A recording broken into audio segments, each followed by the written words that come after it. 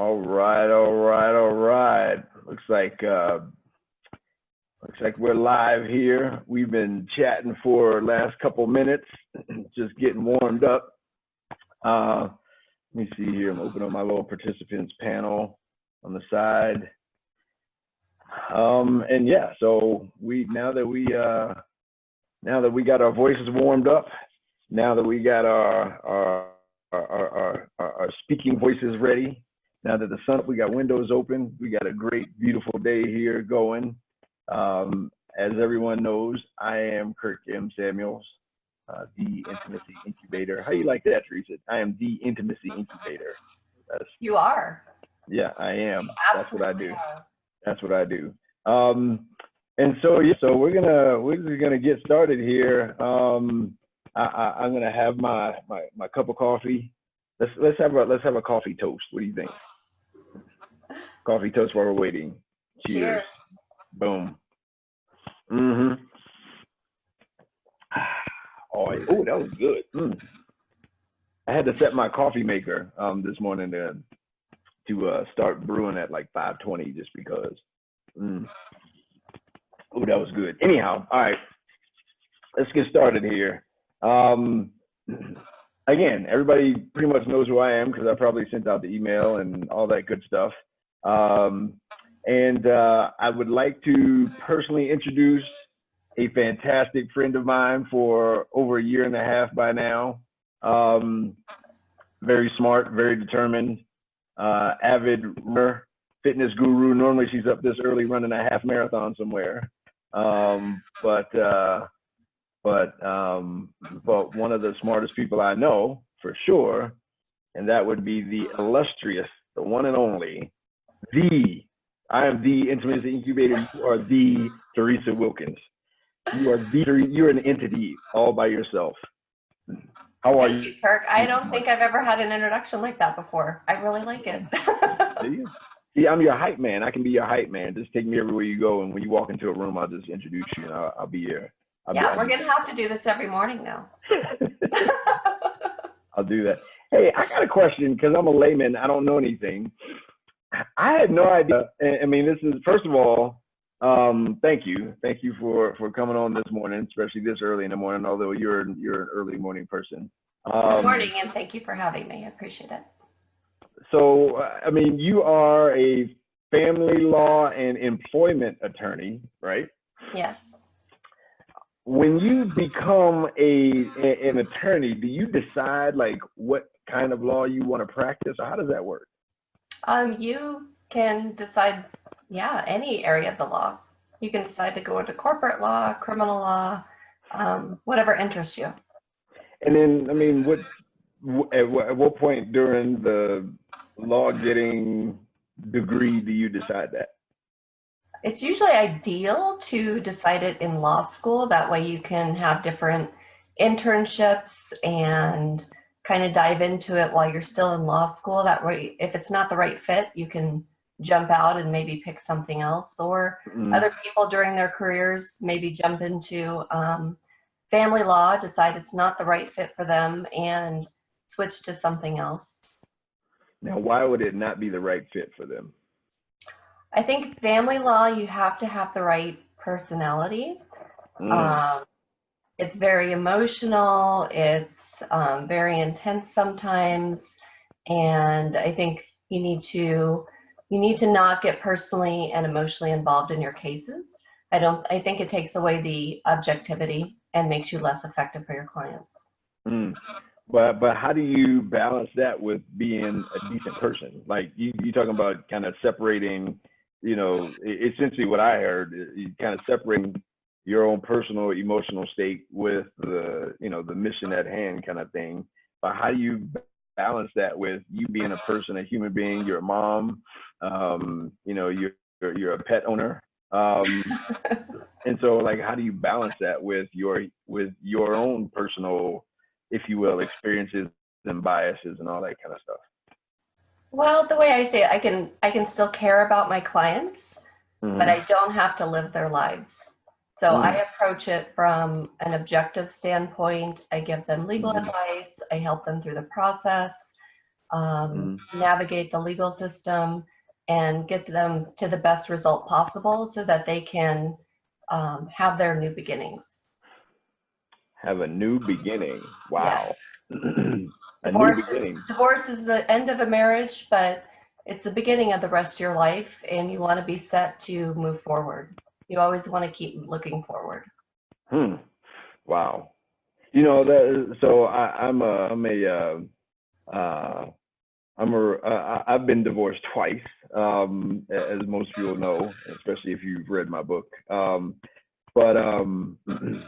But to hear you say that, yeah, I mean, I can totally get that in terms of we do grieve the end, but through that process, we can also prepare and begin to look forward to the beginning of something, beginning of a new life, and that new life is going to be different than the previous life you had, but at the same time, we can begin to prepare for that, for that new life. And so, yeah, I mean, to look at it that way, I agree. Now, in my case,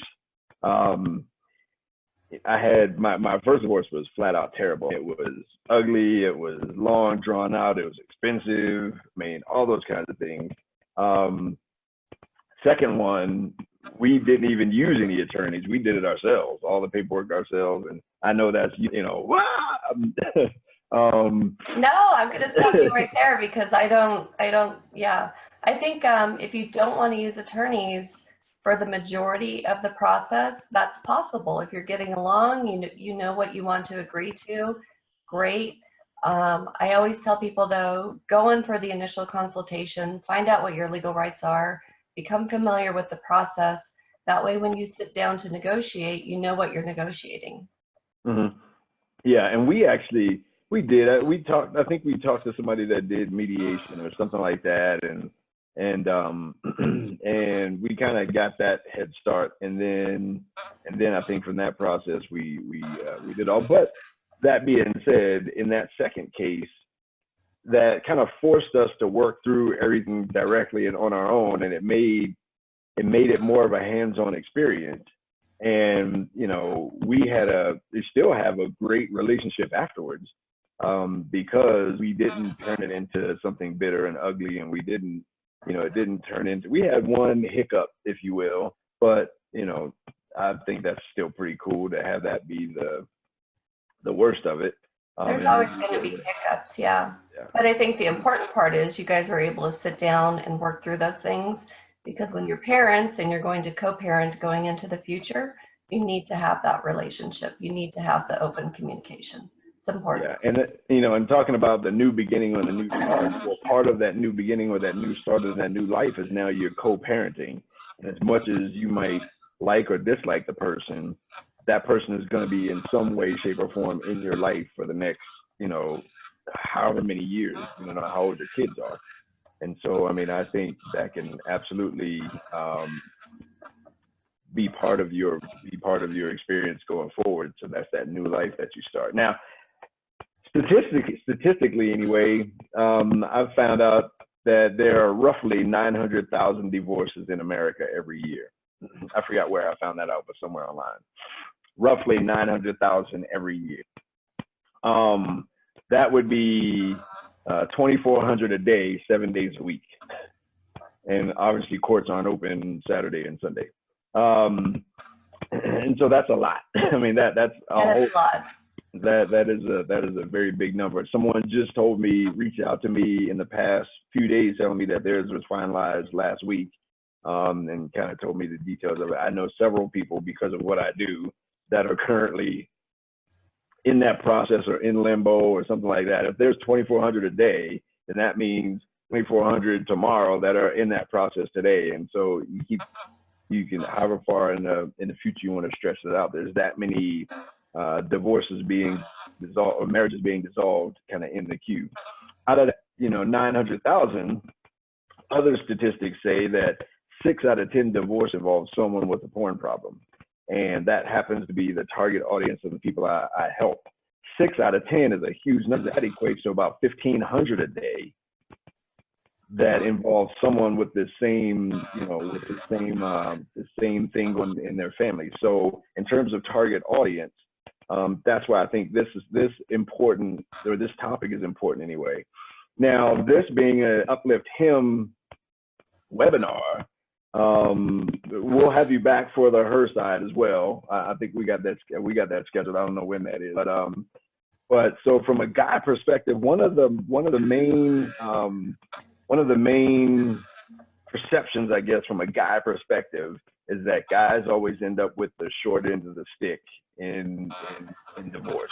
Like, and maybe that's because we as guys, we normally think of the short end of the stick being what that check is we got to write, every month, or stuff that we got to give up or lose and that sort of stuff. So with guys, that if I know someone, or if I am a guy that's going into that process, that's beginning, and I know a guy specifically, actually you and I both know the same guy that's potentially kind of to kick off this whole process in his life, what should he expect? Can you just take a couple of minutes and tell us, what should that guy that's about to go into this process, what should he expect?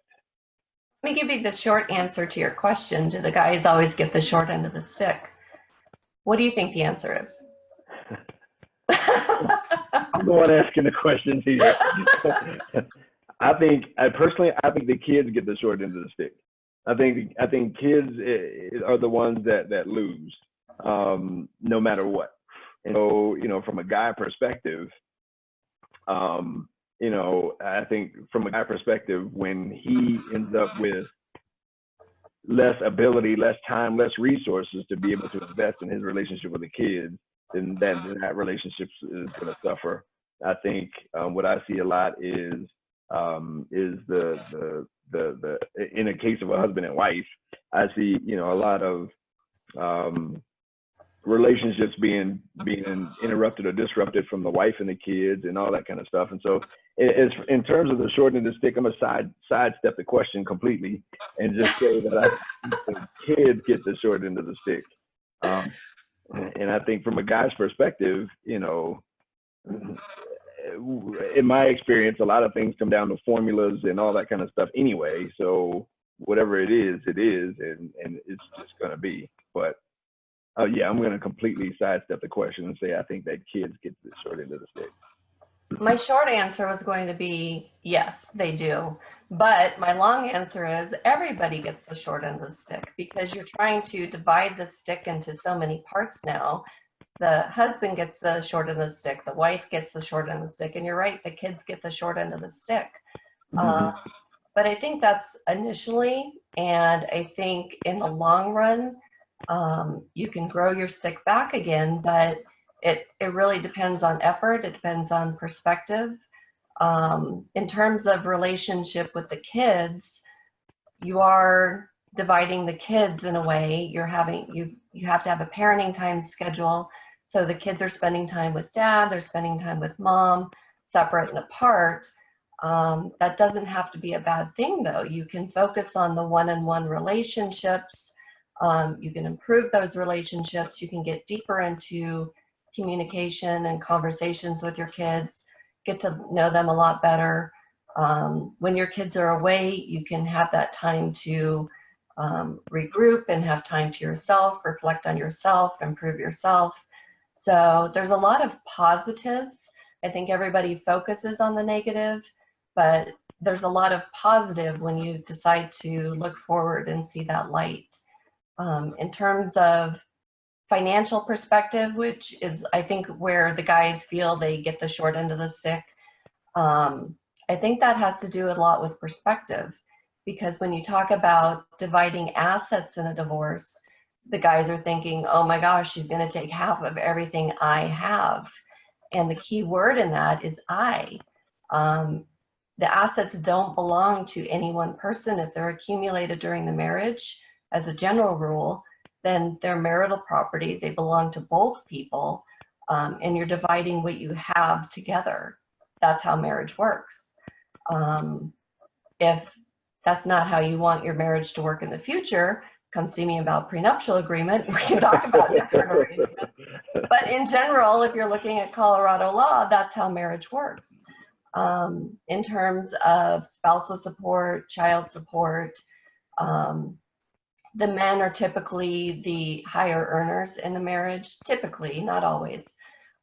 So they feel they have the perspective that they're getting the short end of the stick because they have to maybe pay spousal support, child support. But if you look at the other side of things, maybe the wife did not have the opportunity to grow her career because she was at home taking care of children. And even if she did, unfortunately, there's still this pay disparity. So we're not getting paid as much as men. We're not moving up in the corporate world as fast as the men. So there's that disparity as well. I think once people look at the big picture, and in your situation, in your second divorce, if you're able to talk and communicate, look at the big picture and go for the win-win so that both people are coming out relatively unscathed, you're not going to have a perfect situation because you have maybe two incomes, one household, and when people split up, and I'm not sure why, but a lot of people don't think about this before they split up, two separate households, same incomes. Quality of living for both parties is decreasing. The kids' lives are being impacted. And important point I want to make, it doesn't have to do anything with the topic, but the kids don't have a choice in this. This is the parents' decision. The kids are being drug along. And the more the parents can come together to put the focus on the kids and make sure the kids are coming through this unscathed, the better, the happier everybody's going to be. Wow. And, you know, it's just even to that point of putting the kids first. And first of all, the way you answered that question was phenomenal. And, you know, that's why you're one of my favorite people, because you went right at it.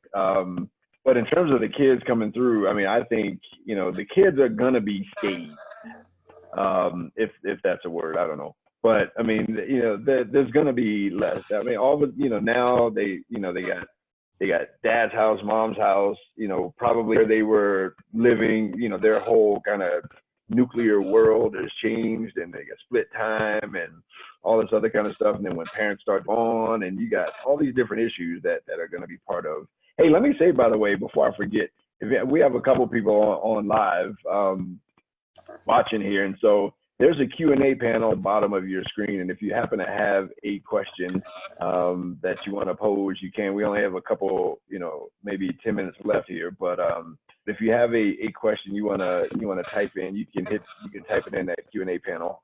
And only Teresa and I should be able to see that. But anyhow, yeah, I mean, in terms of the kids moving on, I think that's very difficult. That's extremely difficult. And we got to understand, to your point, that kids are not in control of any of this. Right, and it's very scary for them. No matter what age, it's very scary. They don't know what the future is going to look like. They don't know if they're going to lose a relationship with one parent or the other. And when the parents talk badly about the other parent in front of the kids or to the kids, it's very harmful to the kids. And I'm not sure if people understand why. The reason why is because this child gets his or her identity from both sets of parents. So when you attack one parent, you're attacking that child because that's part of who they are at their core. Wow. I mean, see, that's what I'm talking about here. That's why you're the one for this webinar, because that kind of stuff is real, and that happens. I mean, you know, that's why I have, you know, I want subject experts on this from a perspective kind of thing, because that happens probably more often than not, I would guess. I mean, it does. In terms of the kids they become the rope in the tug of war. It does, and I've had clients that are part of that tug of war, and I educate my clients, and I tell my clients, you know, what this does to the children. I give them advice on how to handle it better. There's not a perfect way to handle it, but if you could get to the point where you're at least walking away if the other person is talking badly, then you can at least prevent your side of it. Yeah. Yeah, and that's the, that's also the scary part. I mean, and that can create a domino effect when kids kind of get involved in that whole thing. So, I mean, that's just genius to, I think, as far as a point to bring up. And so maybe your and my answer are kind of both, in terms of, yeah, absolutely the kids get the short end of the stick in a lot of cases, but then at the same time, from what most guys think of as win-lose, to your point, guys do kind of get the short end of the stick in terms of the financial impact and that sort of thing. And I know a lot of guys end up being the one to move out and having to go rent a basement and or rent a room in somebody's house and kind of be transient in kind of situations. And I know a guy, actually you and I know the same guy, who ended up kind of in that renting a room kind of thing, and when his kids came to stay with him, he had to basically have them sleep on the floor, and they didn't want that, and so that kind of created a little separation or distance between him and the kids and parenting time and that sort of stuff. And so what kind of well, I won't talk about particular situations, but I will say that everybody has the opportunity to make choices. Mm-hmm. So I think particular choices, if you're talking about disparity, it sounds like maybe that's a situation where somebody's getting the short end of the stick. And if you're looking at the win-win, you need to make it more evenly allocated so that both parties have a home where the children can feel comfortable and live with mom and dad. Mm-hmm. And there are a lot of people that do the nesting thing where the kids stay and the parents come and go. I don't see that too often, but that is an option. That's kind of one of the alternative ways I think that people are kind of handling that whole situation. And for people who don't know what nesting is, there's one marital home and the parents come and go rather than the children, but you have to have a really good working relationship, because I've seen it blow up where maybe one person likes to do the dishes, the other one doesn't. It's an issue. And it's the little things that kind of destroy the marriage in the first place. Mm-hmm. Wow. Yeah. And that's, and then kind of that almost comes back to, which I've even had people, kind of ask me about in terms of my second marriage. Like, if you all can work so well together now, we're friends, such that, if you saw us together, you'd have a hard time believing we were exes. Father's Day, she posted this big old thing on Facebook with a bunch of pictures of me and the kids, and happy Father's Day to me, and the kids were blessed to have me, blah, blah, blah. And people were like, well, man, if you guys can get along like that, as exes, why can't you get along like that, as a married couple? And I'm like, it's not that simple. It's not that linear.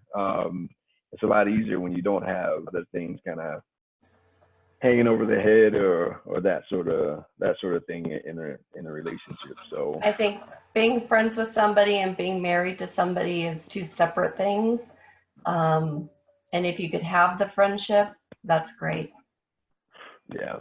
And it's better for the kids when you can have that friendship going forward, especially in terms of communication with the kids going back and forth, because kids will try to play parents against each other and, all those kinds of things. And when you're able to communicate, then kids aren't able to get away with stuff because it's like, yeah, I already heard that from your mom or whatever. And then at the same time, I'm always supporting her in terms of with the kids, and vice versa.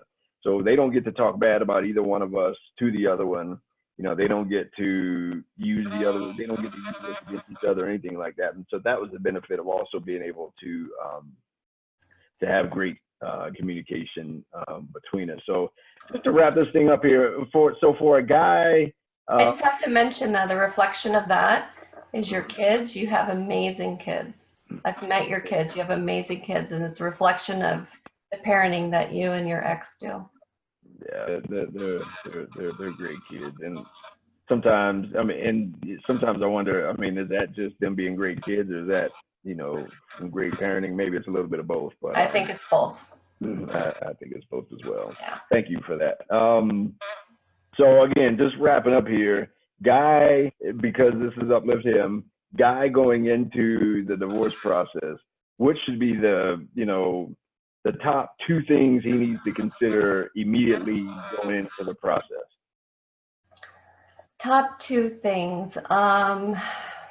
One, he should sit down and meet with an attorney to find out what his legal rights are so that he knows, okay, these are the boundaries, this is what I can expect. That way he doesn't have unrealistic expectations, or he doesn't feel like he's being taken advantage of. But he has to know, look, kids are going to be an issue, finances are going to be an issue. Don't be afraid to talk about those things and sit down and try and get to the win-win so that both parties are coming out relatively healthy after the process. Mm-hmm. Wow, that's pretty dope. That's good stuff. I sincerely and deeply appreciate you. This has been fantastic, and you know, I am absolutely going to blast this video everywhere I can.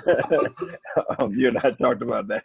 I am going to, I mean, because this is exactly, I mean, this is valuable stuff. This is meat and potatoes. And so I appreciate it.